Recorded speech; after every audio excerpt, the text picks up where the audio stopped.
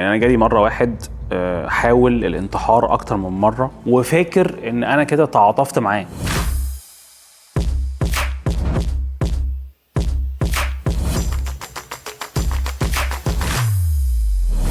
طب محمد، انت جالك موقف برضو، يعني هل شكوى غريبه من شخص يعني حسيت ان الموضوع ويرد شويه او اوفر كده؟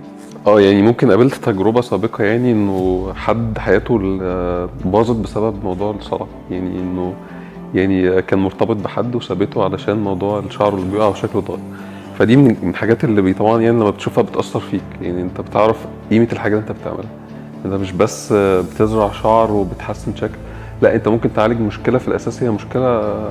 بس خد بالك الموضوع لو وصل لحاله مرضيه وبقى اوبسيسيف، يعني بقى عنده بادي ديسمورفيك ديس اوردر، وده بالعربي مرض اللي هو بيكره ذاته او في بيكره جزء من جسمه. ده احنا مش المفروض نعمل له عمليه. يعني انا جالي مره واحد حاول الانتحار اكتر من مره، وهو اللي قال كده وفاكر ان انا كده تعاطفت معاه.